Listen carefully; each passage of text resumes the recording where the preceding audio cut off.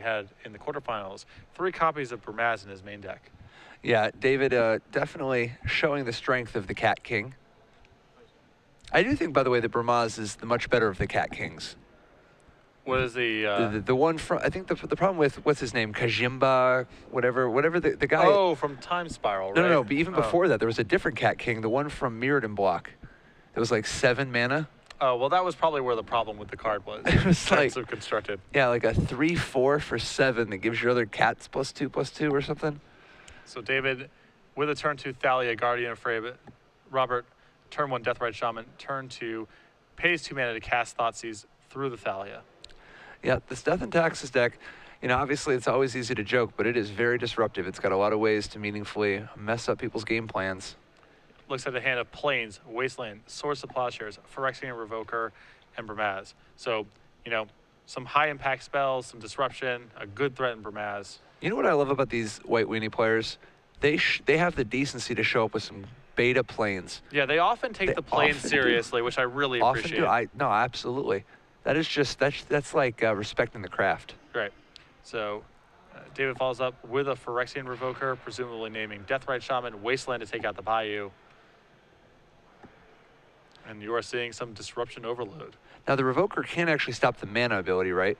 No, it's just name a non-land permanent. Ah, right. Excellent. So. Much disruption. Yep. Now, one area that David doesn't really attack, at least game 1, the graveyard. If this Punishing Fire gets going, I mean, obviously, Wasteland can always go after the non-basics, and here we see that again, but... Yeah, and it's so good to go after his mana when Thalia is in play unchecked. Oh, yeah. Oh, yeah. Marsh flats the draw for Robert. David building up to an eventual Bramaz. Yeah, but I think I like the way that he's playing this match right now. I think he's better served just attacking Robert's mana while he's constrained. And now Stoneforge Mystic. The absolute celestial Stoneforge. And that's going to go get Batterskull. That joke never gets old. What, he's going to go get Batterskull? Yep. It was Stoneforge Mystic. Who's joking? So Robert now with a 3rd mana. This allows him to potentially break out of Thalia this turn with a variety of removal spells. He also may want to break out of the Phyrexian Revoker as well to unlock his Deathrite Shaman. He also just may need to kill Stoneforge Mystic. So you see, David, this is a great Death and Taxes example. He's got 3 small creatures in play, all of which providing some disruption or pressure, all of which are constraining Robert's development in some way or another. Yeah. Yeah, you are definitely white. What's Robert going to do to get out of this? He doesn't have access to stuff like Agari Charm. I mean, Punishing Fire is a really good start if he can pair it with, if he's able to pair it with Grove of the Burn Wolves, of course, but just more removal in general. Yeah, because I mean, getting that Stoneforge off means that he has at least a 1-turn reprieve before the Batterskull comes down, which means that instead, Bramaz.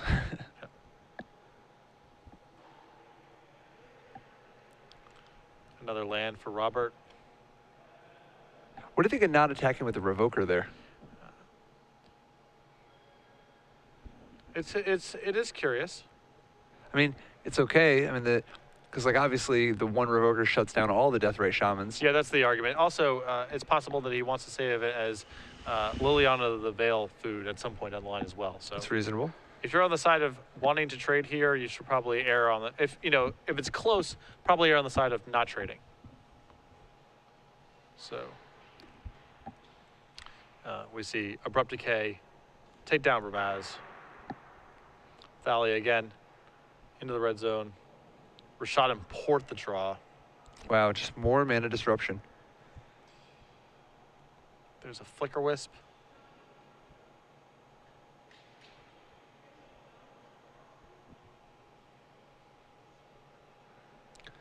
See if he wants to slide anything out. Slide it out. Don't think it affects a ton on this board, other than being a 3/1 flyer.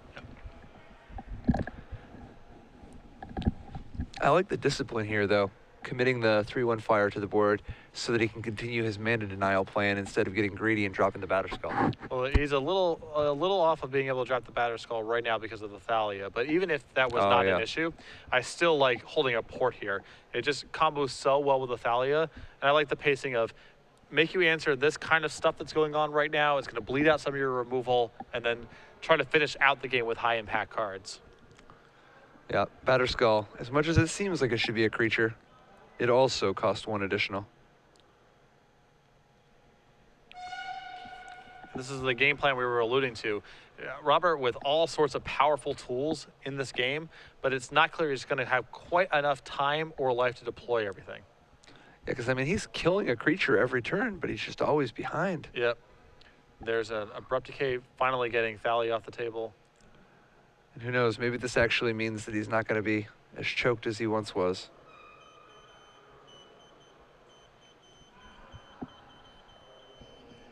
The problem, of course, Legacy Jund without as many lightning bolts as some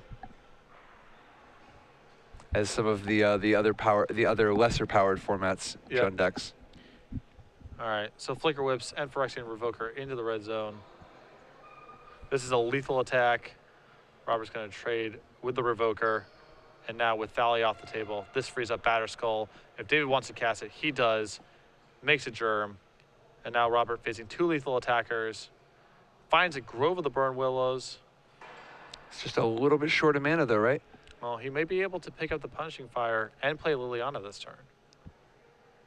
The problem is he's 1 mana short of being able to pick up the Punishing Fire and shoot the Flicker Wisp and Liliana the Germ. Well, he was just a tiny little bit of tempo behind. Now, if he has a 2 mana spell, if he has an Abrupt Decay, he's got chances, but short of that, I think we might be looking at game 2. A very impressive showing by David Bauman. the perfect execution. Yeah. Robert with And we do. all the tools that he needs to get out of that, but just not quite enough time, not quite enough life. We're going to be going on to game 2 with David Bauman up a game. Very impressive. You know, the textbook Devin Dice's game plan against a deck with a boatload of removal. Welcome back to the booth, StarCityGames.com, Legacy Open here in Seattle. Patrick Sullivan, Patrick Chapin. It is trivia time. Absolutely. So recently, Star City's been talking about a Commander, a book on Commander. Who is the author of this Commander book, this multiplayer book? And let's see, there's got to be a tiny little bit more information though, right? His first, what, can you give him the initials, Benny? B and S. The man's initials. Yeah. So tweet that man's name, again, at SCG Live, hashtag SCG Premium. Star City Games publishing a new book about Commander by this author, one of Virginia's finest, former state champion, influential Star City Games contributor for many years. Putting out a Commander book. If you're going to search on Google, I wouldn't search just BS, but I would. You're gonna turn up a lot of bad hits if you do that. Not the most famous BS search in the world, but again, tweet that answer at SCG Live, hashtag SCG Premium. One correct respondent amongst all the entries will be selected for 6 free months of Star City Games premium content. Let's move on to the sideboards here. On to the next one. All right, we've got in the sideboard. This is a little bit of disruption. The Jund player has access to Golgari Charm. I mean, Rob's got Golgari Charm, maybe Scavenging Ooze. It's a little slow. Do you think it's possibly plays Python Needle just because he's desperate, being able to hit either an Aether Vial or a Rashad Import? It's not pretty. Or Stoneforge Mystic or some Astray Equipment. I mean, it does That's answer. True. That's true. It does answer a lot of the problematic cards. Being able to hit hitting a Jitte or something. And then finally, is there any chance of an Engineer Plague? I think it is reasonable removal. Yeah. It's not the most efficient thing in the world. There are a fair number of humans in the deck. Definitely. And a lot of one-timeless creatures as well. So I think Engineer Plague is totally legitimate to bring in. On David's side, there's a Grafdigger's Cage, a Manriki Gazari, a Pithy Needle, a Ratchet Bomb, 2 Aethersworn Canoness, a Spellskite, 2 Oblivion Rings, 2 Rest in Pieces, 2 Enlightened Tutors, 2 Cataclysms. I definitely like Oblivion Ring in this matchup. I think the Spell Sky is an excellent addition as it basically shuts down Lightning Bolt as a card that Robert can play productively. I think Makes Punishing Fire harder to use too. absolutely, and I do think that the 2 copies of Cataclysm could be reasonable here as well, as the Jund deck is a lot more slow and cumbersome. Yeah. Plus, I mean, you Cataclysm them, they're not really going to be able to interact with you. They don't have some way to draw up a whole bunch more mana. Right. Interesting. So Death and Tax is gaining quite a few tools, but honestly, I think the Jund player, I think Robert's got a lot better chances than perceived from that last game. I mean, he was just 1 mana away, 1 tempo away, This time he's on the play. Yep. Turn 1 Thoughtseize from Robert reveals a hand with Aether Vial, Cataclysm, Stoneforge Mystic. A lot of powerful tools. Robert does take a Stoneforge Mystic, but he's still looking at having to beat 1 more. But beating, each individual creature is not very hard for Robert to answer. It's the collection of the synergies and the amount of time that he has. Dark Confidant to play. This is pretty big. For Robert. Oh, yeah. Not a lot of answers, just Swords to Plowshares, really. Yeah, because if David cannot get this Dark Confidant off the table, well, at least he's got something proactive he's doing, something really powerful. But this Dark Confidant is a game plan. Robert can potentially ride this Dark Confidant to some kind of an advantage. All right. Dark Confidant trigger reveals Liliana to the Veil. And this is good. I mean, if Robert has another land, an untapped land, being able to kill the Stoneforge Mystic right here with value, the risk, of course, is if the Aether Vial plops down a Mother of Runes.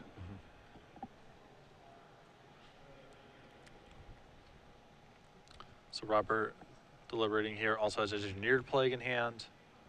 Yeah, being able to hit humans is definitely a very reasonable way to go. The problem is, I think you got to save yourself from that Stoneforge Mystic. And as we saw, David does not have the 1-drop. So Liliana ekes away the Stoneforge Mystic, Dark Confidant across for 2. And David untaps, takes up the Vial. What's the next step here? I mean, he's starting to fall further behind. Oh, that's a really good start there. Swords to Plowshares on top of Rashad and Port is going to really constrain a lot of Robert's options here. You also see Umezawa's Jitte enter play for David. Yeah, and the Aether Vial is particularly effective against Liliana, who can often be kind of a sorcery speed spell. Aether Vial flashing things down on the end step. Yeah, instant speed creatures are a very good tool. Oh, yeah. See it a lot with Vendilion Click, Yep. causing some headaches for Liliana. Liliana takes up Engineered Plague and Batterskull discarded for the 2 players. Both players not afraid to drop their heavy hitters.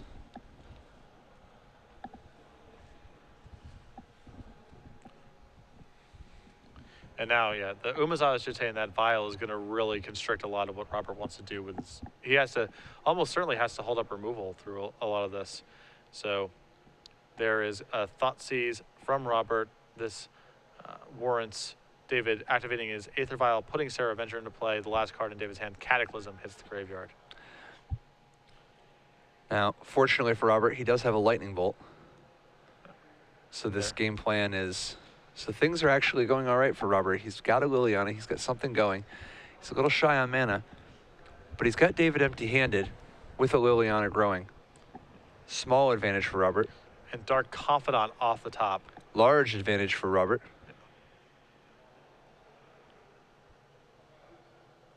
Sarah Avenger. Equipped with the Jitte. Yeah, now the absolute most the Sarah Avenger can do is kill that Liliana. Yeah. If Robert can find any other way to deal with the Sarah Avenger, though, he'd prefer that. So Bloodbraid Elf revealed to the Dark Confidant for Robert, and a hand just flush with the removal.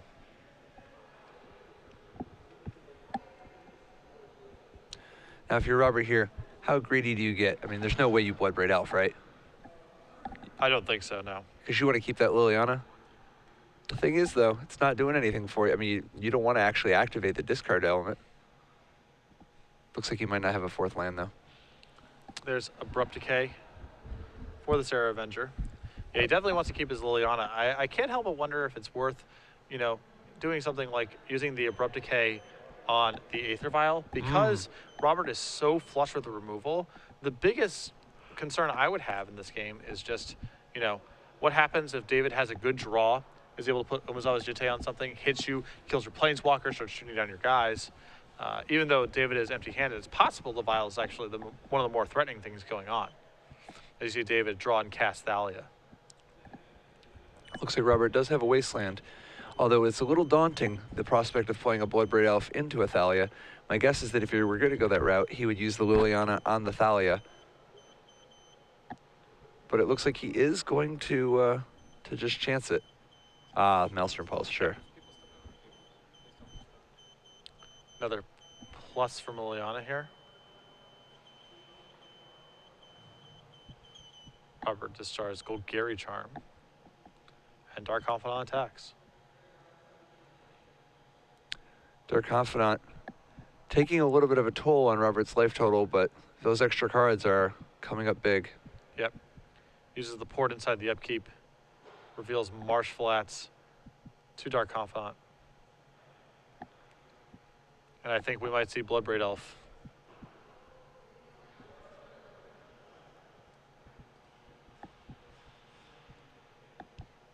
Robert fetching up a Bayou, plenty of mana. What's he looking to do here now? I mean, obviously he's got an advantage. What's the best way to pad his lead? Well, at this point, it's just protecting himself from getting hit by the Umezawa's Jitte. That is the only thing that's going on right now that gives David any sort of shot. Remember, he lost his Batter Skull earlier in the game. And Robert has a lot of protection with Liliana the Veil, but that Aether Vial is there, potentially looming. And also in speeding up the clock, very good for Robert here, and you see him deploy Deathrite Shaman and Tarmogoyf. So some good additions to the board. And it looks like not the smallest Goyf in the world. Yep. Some artifacts in there. Once you start getting down, once you were past land, sorcery, creature, land, that sorcery, instant, creature, land, that's the base. And when you're ever getting past that, then it's just gravy for Tarmogoyf. Mother Runes off the top, but that offers no real help long-term to David. Yeah, I mean, at most, it eats a 1 Liliana activation. If even that, I mean, Robert could actually start the turn by just using Bloodbraid Elf and seeing if he finds something to kill the Mother Runes for even more free than what Liliana represents. Oh, yeah. Yeah, I mean, Robert's got to at least be wondering, is there any way I can win this turn? Yeah, it's got to be on his radar if possible. Here comes the Bloodbraid Elf. Reveals Lightning Bolt. Lightning Bolt takes out Mother of Runes.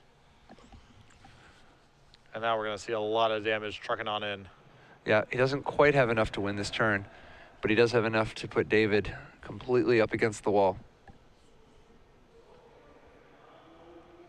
Although I suppose he actually could have used Liliana and just bolted David and killed him that turn, but no big deal. And now they did see each other's deck lists beforehand, so David knows that Robert does not have Emrakul, the Aeon's Torn, in his deck. Yeah, but still. A potential out for Dark Confidant, of course. Yeah. A huge advantage generated there by Robert, and we're going to be going on to game 3. Both games 1 and 2 so far, basically textbook games on the way each pilot wants the matchup to go. The Death and Taxes player wanting to get out in front, having some mixture of annoying disruption, mana denial, some good threats, and the Jund deck wanting to get out on the front foot with mana ideally, with Deathrite Shaman rather, or just making land drops, using removal to stay above pace, and then winning the game with more powerful cards like Liliana the Veil and Bloodbraid Elf. Absolutely. Relatively quick match so far, just 18 minutes in, and we're already into game 3. But Death and Tax is not one to just sit around and hang out. No. Shuffle their poker chips. No, very little shuffling, just Stoneforge Mystic, really. But while they are shuffling, you and I were discussing this earlier, wanted to fill everybody else in. The question we had, the debate is, what Magic card, out of every Magic card legal in Vintage right now, what Magic card is the most undercosted? So to frame the discussion, Ancestral Recall printed at 1 blue mana. Let's assume that Jace's Ingenuity is the correct cost for that effect. It's blue 3. Right, or even one that could target, a Jace's Ingenuity that could target the opponent. Yeah, still properly costed at about 5. Yeah, so we'll say that Ancestral is a there's a 4 mana discrepancy there. Yep. And 4 mana is quite a high discrepancy. Absolutely. 1 mana is a high discrepancy. Right.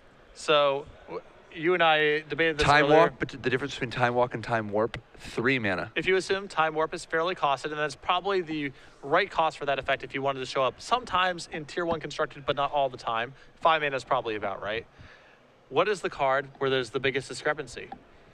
You and I actually both, to inform the viewers at home, you and I actually both gave an answer different than Ancestral Recall. Oh, yeah. I mean, Ancestral Recall, 4 mana undercosted, very, very good. But I think both of us have legitimate claims at cards that could potentially, you could make a case, should be more than 4 mana. Yeah. So tweet at More. us. Let me know. Let us know. I'm curious to see if anyone out there duplicates either my response or your response to this question. And keep in mind, this is not the prize thing. This is just Separate, for kicks. Yeah, separate theory crafting. Yeah, going this on is for here. people who are either vintage players, potential card designers, or neither. Yeah. Turn 1 Plains, Mother of Runes. David off to the races already. Pluto Delta here from Robert. And actually what's intriguing is both the cards that you and I named, not really vintage superstars. So it's going to throw some people off the I mean, scent. I don't feel. know. I don't know. I'm not sure I agree with that. Let's imagine that the parameters are, imagine this card is reprinted in a core set. It's going to be legal and standard. What should the mana cost be? That's sort of the framing. Yep.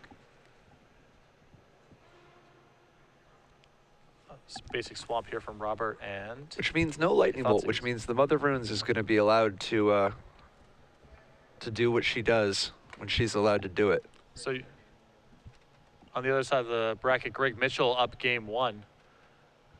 Robert, Thoughtseize taking the Spellskite. Spellskite Mother of Runes is a potentially very dangerous combination. Although this is a really dangerous combination for Jund as well, as you see. Stoneforge Mystic combined with Mother of Runes. This is going to possibly be enormous trouble for Robert. Now, he's a little bit less susceptible in the post-board games to Mother of Runes as he has access to both Golgari Charm and Engineered Plague, but this is still just such a fast opening that the tempo might be too much. Yeah, I mean, this is turn 2, and he doesn't have the Golgari Charm. No. Which means David is going to be able to have Mom hang out with that other girl, the Stoneforge Mystic, and bring the Batterskull home. All right. Oh, my God. There is an Wow. Aiden sensor. So this is why you can't just wait. Legacy's not a format where you can just crack fetch lands whenever you want. Oh, boy. This is devastating. Wow, this might be over before it And started. David just pumps the fist here. Still have to shuffle the deck. It's still a Devastating. surge, but Aven Minds, Absolutely backbreaking. Aven Mindsets are another piece of the puzzle in terms of the deck's overall disruption on top of marginal bodies theme. Yeah, very marginal bodies. 2 power flyer, but you know, there's some decks where this is just a really annoying thing to work through, especially in conjunction with things like Thalia. Aven Mind Sensor, probably only the 64th most messed up Future Sight card. An awful lot of ones ahead of it. Right. Spellweaver Volute. Emphasis on the word awful. Underworld, or Bridge from the Bridge from Below. Tarmogoyf. All the things with random stuff on the tagline. Quite frankly, Grove of the Burn Willows. Yep. River of Tears. See Punishing Fire here. David not willing to use the Mother of Runes to protect the Mind Sensor as it's already done its work. Transfigure. Sarah Avenger right on time here, turn 4. Plays a second Caracas untapped, and now another Stoneforge Mystic. And you can see why David was not willing to use his Mother of Runes to protect the Mind Sensor. 2 much better cards to attempt to protect here in Stoneforge Mystic and Sarah Avenger. Yeah, I mean, he can just ride these to victory. There's just really not a whole lot that Robert is able to threaten each turn. What about the negative power double striker? The Char Rumbler. Absolutely. That's just good, clean fun. If you read the FAQ on that card, it actually says something along the lines of, this is not a typo. It literally has negative power. Oh, see, that's not even as bad as the Force of Savagery. Force of Savagery is 2 and a green for an 8/0, and it says in the FAQ, Yeah, it just dies. All right, so Robert only plays a land and says go. Going back to David's turn here, is able to cheat in the Sword of Fire and Ice and attack with Stoneforge Mystic with Sword of Fire and Ice on it, a Sarah Avenger, Mother of Runes still at the ready to protect, an Abrupt Decay for the sword at least. It's a decent start. It's going to be a tough grind, but you got to start somewhere, and that sword was going to make things just really unworkable.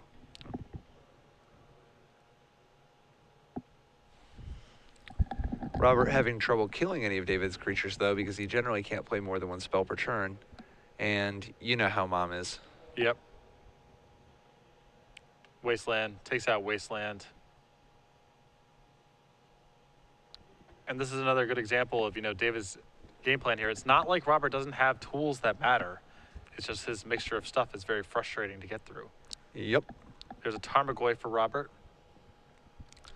And now Sarah Avenger is going to come into play big time. Oh, yeah, flying right over.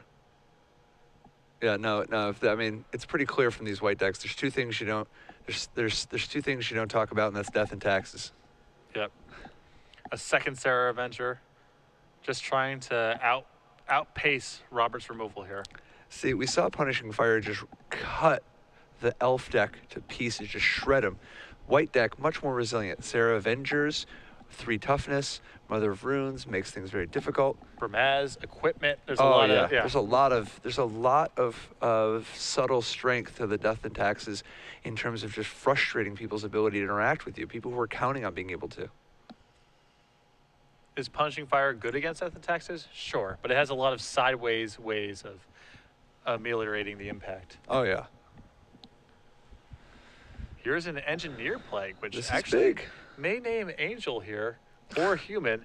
Angel would allow it, maybe Punishing Fire here to start making some inroads, or he takes care of some humans here. Now, the key, though, even if he hits Mother of Runes, which is great, but the Stoneforge Mystics, remember, are core. One of the core creature types in Magic. Not C-O-R-E, but K-O-R. Yes, K-O-R. A lot of people don't realize this, but the core, Oh my rest in- goodness. Rest in peace off the top here. That's going to nuke Deathrite Shaman and Tarmogoyf effectively. and Punishing Fire at the same time. What a mess. Yeah. Absolutely devastating. Yeah, a lot of people don't realize this about the core. They live in the mountains, despite the fact that they're very plain-like, and they're the ones who do all the hooking. You know, where they're like sliding on the zip lines from cliff to The cliff. Hookmaster, for example. Yeah, oh, absolutely. Yeah, they're all about the grappling hooks. They are not one of the most commonly reprinted creature types, but pretty sweet nonetheless. They show up from time to time. Absolutely. Robert trying to figure out what to do, basically with his last access to his graveyard as a resource. He has the Deathrite Shaman that can make mana, the Punishing Fire in hand, but this is the cherry on top of the annoying disruption plus weird clock cake that is death and taxes. Yep.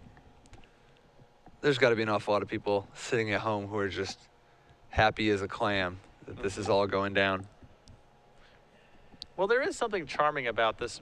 You know, it's not quite like goblins. You know, it's No. not quite like elves in terms of No. it being a tribal synergy deck, but it does feel like a weird, eclectic mix of oddball synergies over the last 20 years of Magic, which is, in my mind, the most charming legacy decks. Yeah, it is a lot more pleasing than this hate bear. I mean, it's sort of a hate bear deck, but this one at least has like some flyers, some ground creatures, some different keywords, some tricks, some, you know. Whereas like a lot of hate bear decks were, yeah, I just thought it would be good to play 28 2-drops. Yep.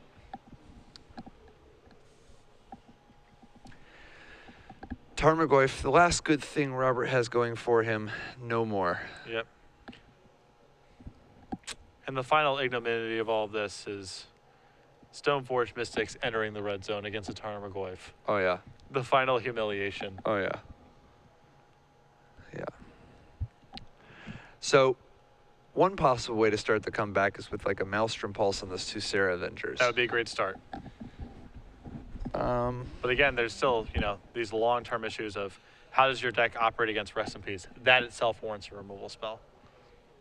Yeah, and he's only got 1 Maelstrom Pulse. So Robert takes the full hit here. Golgari Charm. Could you at least get rid of Rest in Peace? Abrupt Decay. And there's a concession, just can't set up the Flyers. David Bauman with a timely rest in peace, a really well-executed game plan. Oh, yeah. He wins 2-1. He's going to be moving on to the finals.